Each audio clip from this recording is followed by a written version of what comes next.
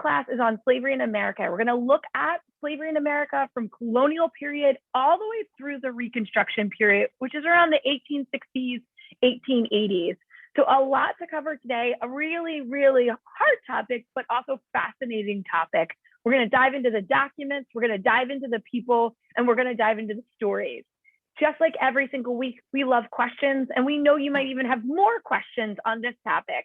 So don't hold back, ask your questions. We'll answer it in the chat, we'll answer it live, we'll answer it in the Q&A. Any way you want to get to them, we will respond. If you have questions later, you can email us. A lot of students do that, and we're cool with that. Tom and I answer emails all the time, and we can help you out. So much to go through, so much to cover. I am, thank goodness, not alone. I'm the Chief Learning Officer here at Curry, and I'm with Tom Donnelly. He's our top scholar. So Tom, you have a lot to walk us through.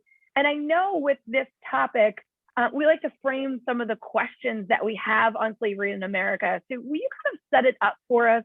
What are the big questions that we should look at when thinking about slavery in America and when thinking about the changes to slavery that happened with the Reconstruction Amendment?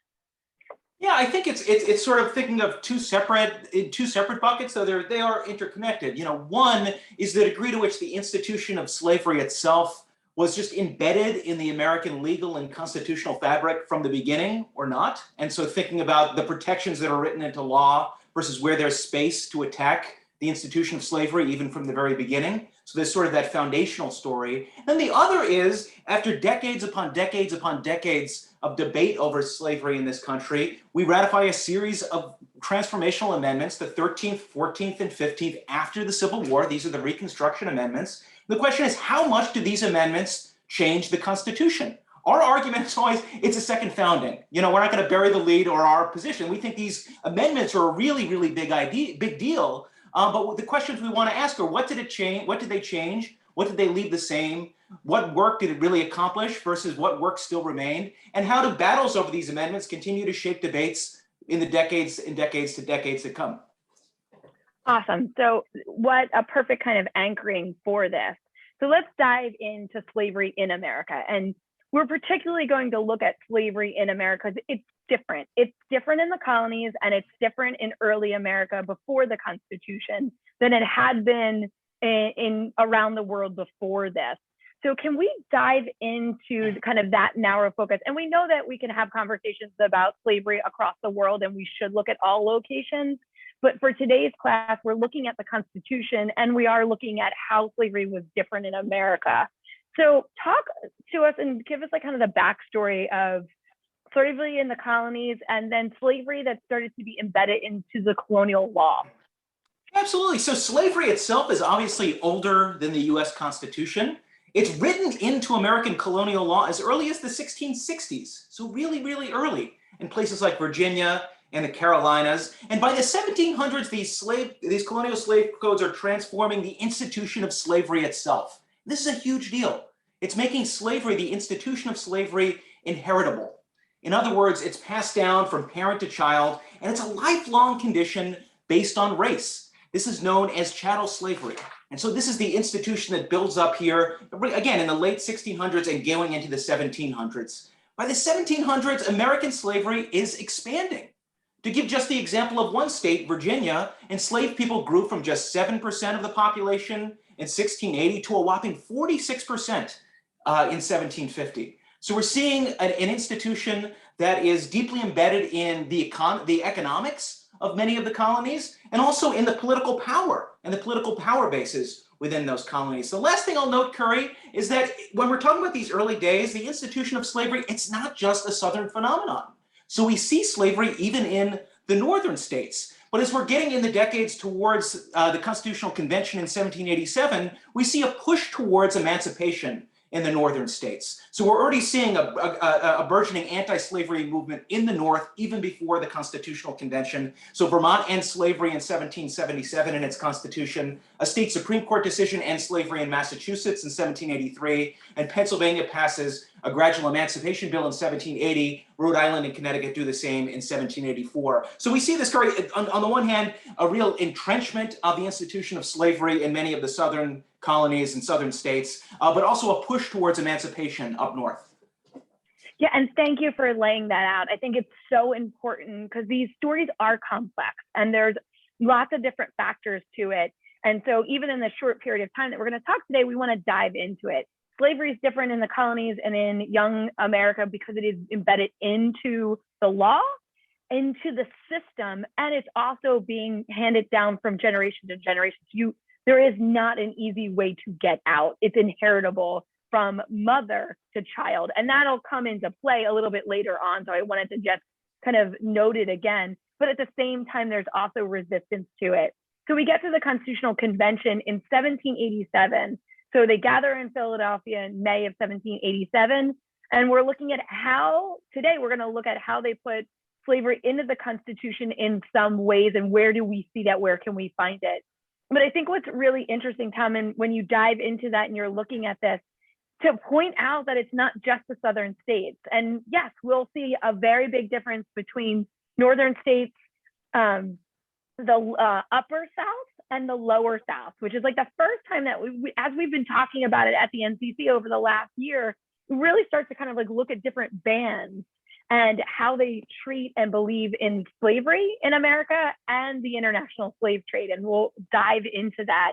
But I think it's really important to show that differences. And when we get to the Constitutional Convention in 1787, I believe New York has one of the highest enslavement populations, New York State, out of all the colonies in the Union. It's one of the top. So again, just to reset our brains, it's not like North doesn't not have slavery at this time and the South does, but we are seeing differences and changes. So walk us into the convention, and then we'll start looking at the parts of the Constitution that are connected to enslavement. So just looking at the convention itself, 25 of the 55 convention delegates were slaveholders. So for these delegates, slavery is critical to many of these delegates' wealth and to the economies and politics of their home states. And so there's a push and pull in the convention among slaveholding delegates trying to push for certain protections for enslavement in the Constitution, and other delegates pushing back against, and then many delegates in the middle trying to figure out, where can we compromise, where can we not compromise? And so the frame, if we're looking at the Constitution as a whole, the Constitution itself doesn't mention the word slave or slavery in it. Furthermore, the framers themselves refused to write what is known as the right to property in men in the Constitution. However, they did make a series of compromises with the slaveholding delegates to get basically to the finish line, to ensure that there's a union and a new Constitution. And so we have these three key compromises over the institution of slavery at the convention: the 3/5 Clause, the Fugitive Slave Clause, and the Slave Trade Clause.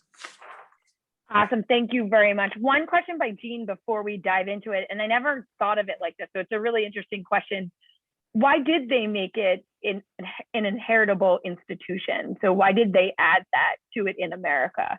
I never thought of what was the reasons why. I can't say I remember the history that particularly. I mean, I always sort of assumed that it makes it a better economic investment, and it ends up making economic sense. And as a result, the combination of power, the power that the slaveholders could wield there and shaping the law, that's why they would write it in there. But I can't say that I know particularly. Yeah, exactly same answer here, because I was like, oh, I never thought of it like that. I assume it's for economic reasons, and beginning of this idea that that race is different and that these people need to be controlled by the law and by this inheritable institution. But I don't know if that's the right answer. It's a great question, Jean. And this is what we love about history. We're all unpacking it. And as we ask questions, gives us great reasons to do more reading and more homework. Now, Tom, you said these three different parts of the Constitution: the 3/5 Clause, the Fugitive Slave Clause, and the Slave Trade Clause. Let's dive into each one of them and look at the parts of the Constitution. So this is in the original Constitution, the structural Constitution that was written in that summer, hot, sweaty summer of 1787. Kind of walk us through these three and what was the discussion, debate, and compromise around them. Sure. So beginning with the 3/5 Clause, in many ways, this clause has the most practical importance politically in the United States. And so it has to do with representation in Congress and political power in Congress. So if we're looking at the Constitution, Congress has two houses. The US House of Representatives organizes power, organizes the number of seats each state has by that state's population. And so if you have more people in your state, you have more seats in the House of Representatives and more political power.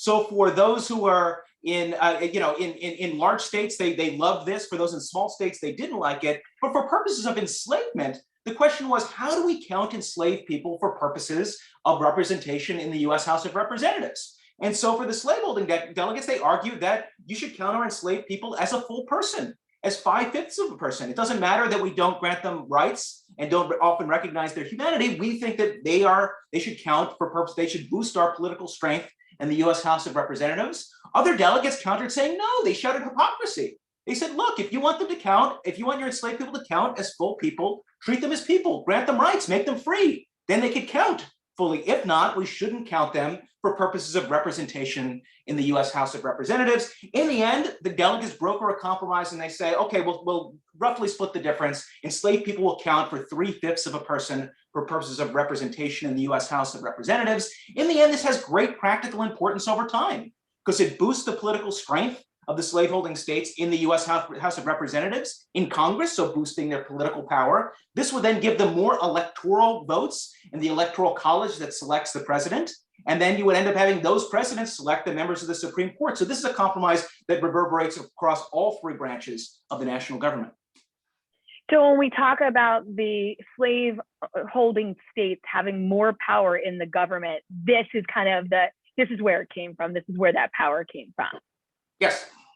And just to reiterate, when the slave holding states wanted 5/5 of a person, it was for representation only, not because they'd give you any other rights in that 5/5, correct? Or one whole. That's correct. And that's why anti-slavery delegates like Pennsylvania's Gouverneur Morris just went right out and said he shouted hypocrisy.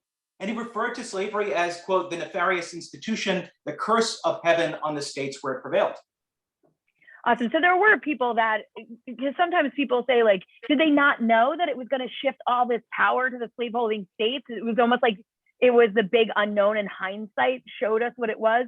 But they knew this would shift power, and they knew that it wasn't giving rights, it was giving representation. That's right. Good. Okay, just being transparent in what it is. Okay, next clause as we dive in is the fugitive slave clause. So there's little debate at the convention over the fugitive slave clause's language. It comes from the Northwest Ordinance, which was passed by Congress in 1787. It basically allows Southern slaveholders to go into Northern states to retrieve enslaved people who allegedly escaped enslavement. But at the convention itself, the delegates unanimously approve of this clause. This clause, though, would be a major source of debate as we get into, the 1800s. Awesome. Keep moving, kind of going through this. Another big one that had a lot of debate and had a lot of discussion is the slave trade clause. Yeah, so this clause is dealing with Congress's power to ban the international slave trade. And so at the convention, we see sort of a breakdown where both Northern delegates and those in the Upper South, so those in Virginia, many of whom hold enslaved people, arguing that we need to get rid of the international slave trade. It's brutal, it's inhumane, we shouldn't have it in America as we're forming this new country under the Constitution. And then you have delegates from the Deep South, like South Carolina and Georgia, arguing back in return, no, Congress cannot have the power to ban the international slave trade, it must go on. If you don't grant us this concession, we're gonna leave the convention. And so there's great friction, heated debate. In the end, the delegates again broker a compromise. And they say, for the first 20 years of the Constitution's existence, we're going to say Congress has no power over the international slave trade. We're going to let the international slave trade exist for that 20 years. But come 1808, Congress will be granted the power. And Congress can decide yes or no to the international slave trade. In the end, when 1808 comes, Congress does abolish the international slave trade. However, in the meantime, in those 20 years, we have 200,000 additional people taken from Africa across the Atlantic Ocean into enslavement in America. And that's a lot. That's an especially compared to how many enslaved people were in America at this time. So when we talk about, they made this compromise and it's only 20 years. 20 years is a really long time. And some of the delegates pushed back on that and said this shouldn't go on another day. So we are hearing kind of, a push for slavery, but at the same time, a resistance and a push against slavery. And when we talk about this moment in time, and we are going to dive into the anti-slavery movement in a second, there are a lot of the people at the convention that believe slavery is going to die out over time. And this is in the back of their head saying, okay, we'll give you a little bit of a concession, but this is an institution that is really going to die out over time. So how much was that a part of their compromising and discussion? Yeah, many delegates thought that. So Oliver Ellsworth of Connecticut says slavery in time will not be a speck in our country. And so as the delegates are coming together, they're doing a few different things. One, they do want to make sure that there's no explicit protection for the property and man for the institution of slavery in the Constitution itself. So they do that, but at the same time, they know that many of the slaveholding states may leave the convention, may decide not to join the Union. There may not be a new constitution. They may be stuck with the Articles of Confederation. And for all those reasons, they decide to make the compromises that we spoke about. And those are painful compromises. And some of the delegates, again, like Gouverneur Morris, very painful compromises for those who deeply oppose enslavement. And the last thing to note, Curry, is that what the Constitution does with the institution of slavery itself, because of this, is that it leaves it to the decision of each state. So in the end, we leave the slavery to the broader system of federalism, with each state then having the power to say yes or no to the institution of slavery. So that's where a lot of the fights are going to happen over time. Awesome. And we're seeing, fights happen even before this in the states, and the work being done against slavery before the Constitutional Convention. So one of our favorite stories is about Prince Hall. So tell us a little bit about Prince Hall and the work that he did to ensure Massachusetts would end slavery. Yeah, so Prince Hall is a free African-American in Boston. And in 1777, just a year after the Declaration of Independence, he offers a petition for freedom to the Massachusetts House on behalf of 7 African Americans. His argument's pretty simple. He says, look at the Declaration of Independence. What more clearly violates natural law, the Declaration of Independence, the rights we contain in there, than the institution of slavery? Massachusetts, get rid of this nefarious institution. And in the end, Massachusetts' High Court would go on to declare slavery unconstitutional in 1783. What's great about this story, Curry, is it reminds us of a few different things. One is that the anti-slavery movement's there from the very beginning.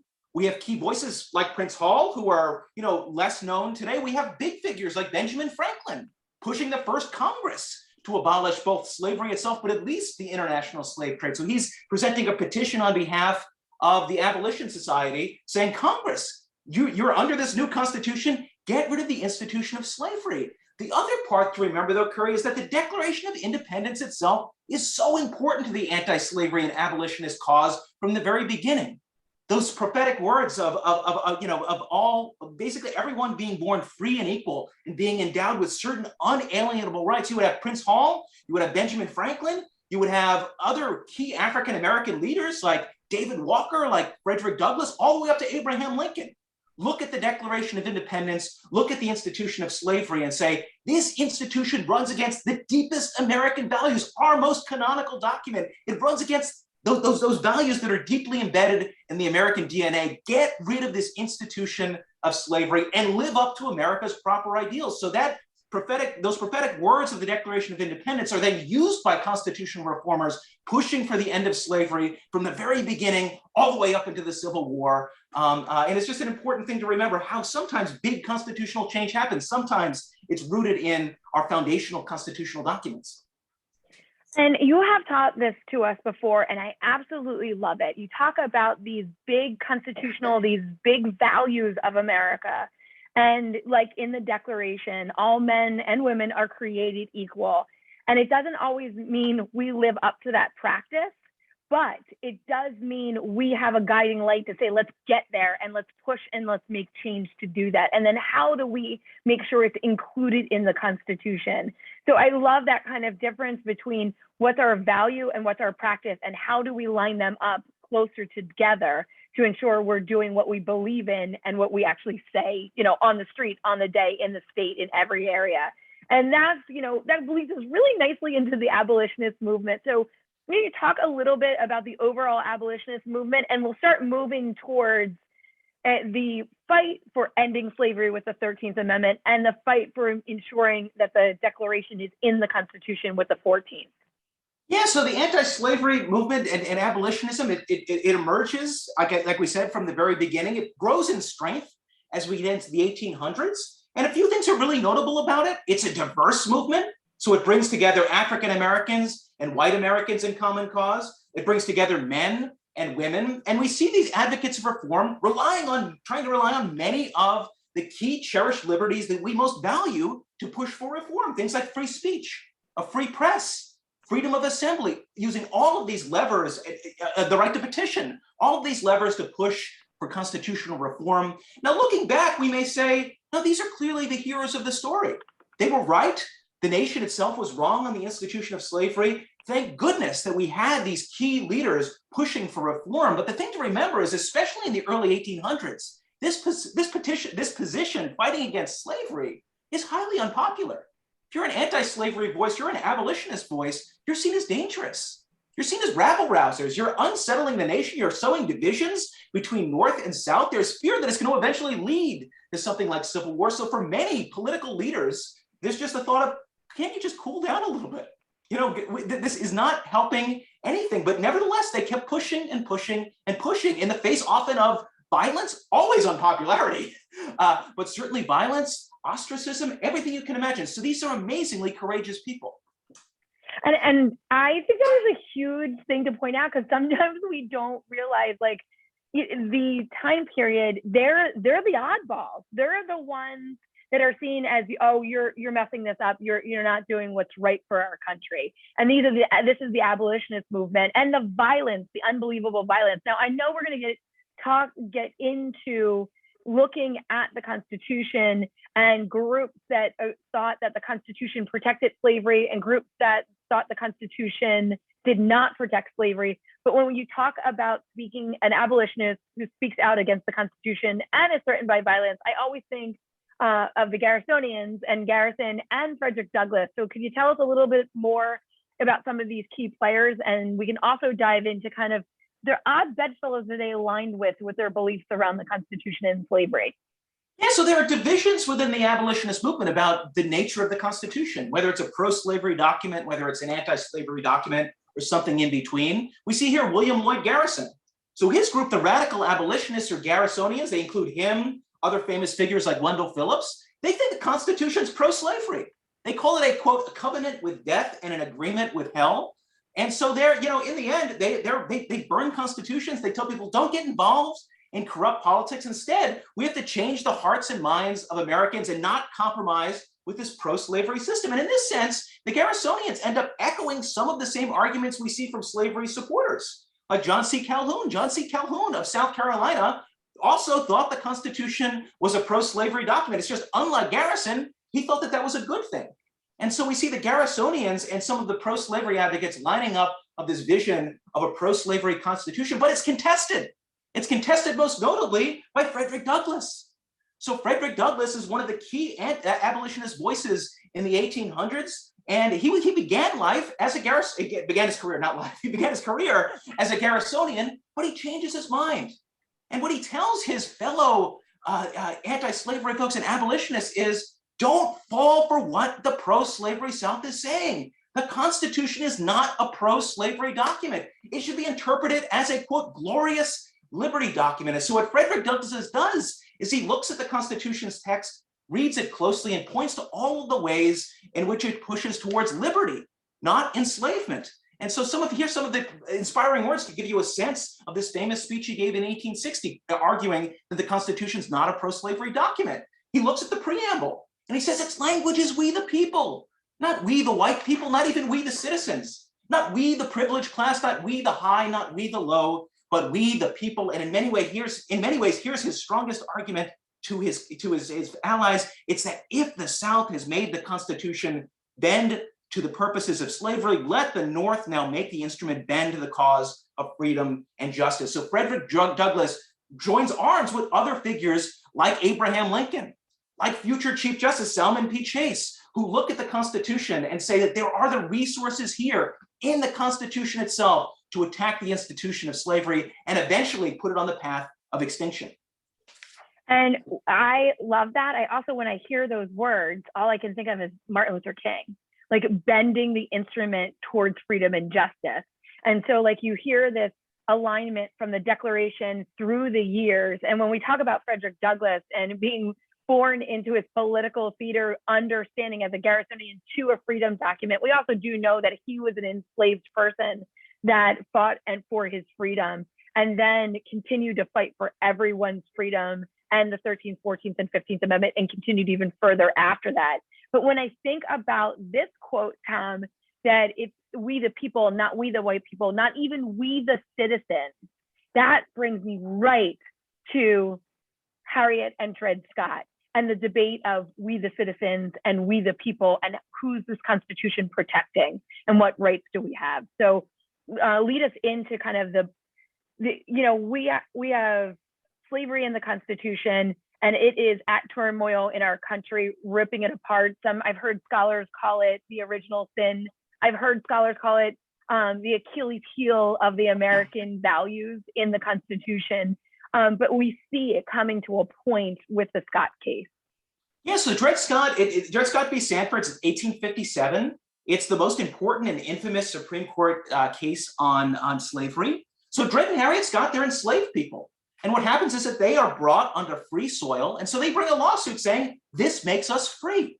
So this type of lawsuit isn't unique. We see a lot of these called freedom suits during this period. But this is the one that gets to the Supreme Court and becomes the one that we remember today. The Scotts, they themselves they're an enslaved couple. Think of Harriet Scott here. She plays a key role in bringing this case to the courts. She's an enslaved mother. She has 2 young girls, and she doesn't want them to have to live their lives under the institution of slavery. So she convinces Dred, the family, to bring this case to court. It takes 11 years to get to the Supreme Court, and ultimately the Supreme Court, in an opinion by Chief Justice Roger Brooke Taney, says that no, Scotts, you're wrong.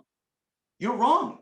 And in part, what Taney does is he bases his decision on his reading of history. And what he says is that African Americans, if you look at the founding, they were not citizens. And if we're looking at the country at large, African Americans cannot be United States citizens, and they had, quote, no rights which the white man was bound to respect. As a result, the Scots themselves couldn't sue for their own freedom. Now, what's notable here, Curry, is that it's not as though the Chief Justice issues this decision and it goes unanswered. It's answered within the Supreme Court itself. We see 2 powerful dissents, one by Justice Benjamin Curtis, one by Justice John McLean. Both of them sort of look to history and say, Chief Justice Taney, what are you talking about? States from the very beginning of the American Republic allowed African Americans to be citizens. And so they challenge Chief Justice Taney on history. Justice Curtis actually resigns from the Supreme Court in protest over the Dred Scott decision. But after Dred Scott, we see the birth and we see really the growth of the Republican Party as our nation's anti-slavery party. We see Abraham Lincoln arising as a key figure within the Republican Party as a critic of the Dred Scott decision. And part of what Lincoln does, again, is he says, no, Chief Justice Taney, you have history wrong. If we look at the American founding, the Declaration of Independence points in the direction of freedom. If we look at the Constitutional Convention, the framers themselves hoped that slavery would die out. They weren't pro-slavery, they were hopeful that the institution of slavery would die out. In the end, the Constitution gives us the resources to place the Constitution on the path of ultimate extinction. And you, Chief Justice Taney, Supreme Court, you simply got it wrong. And I know I'm going to fast forward us through the election of Lincoln and the Civil War, but at the end of the Civil War, we see 3 major amendments that transform the Constitution and align the Declaration to the Constitution and go back to Harriet and Dred Scott and really say, no, we're going to straighten this and we're going to fix it. So one of the students a couple months ago asked me, like, well, when Taney says that in the Constitution, in the opinion of the court, it becomes a part of the Constitution in a way that, and let's get his exact quote on the screen, that African Americans had no rights that the white man was bound to respect. So these amendments fix that. They right that wrong, and they add, and they trump this in the Constitution and add the right words back into the Constitution. So jump really quickly, because we're a little bit out of time, to the 13th, 14th, and 15th Amendment and what they do to transform the Constitution. Yeah, absolutely. And Curry, just quickly, this work begins during the Civil War itself.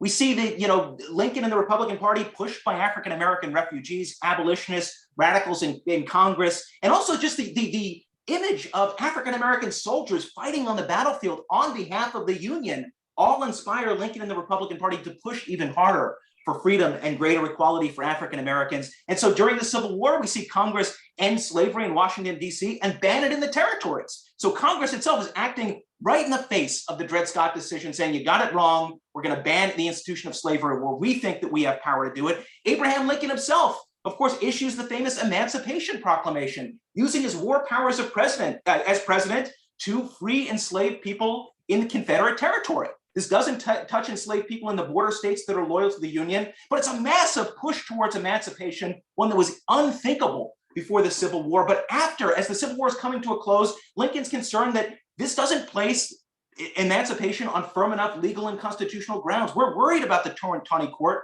We're worried about the Supreme Court and what they might do to what we've accomplished during the Civil War. And so we pass a series of 3 transformational amendments after the Civil War, the 13th, 14th, and 15th.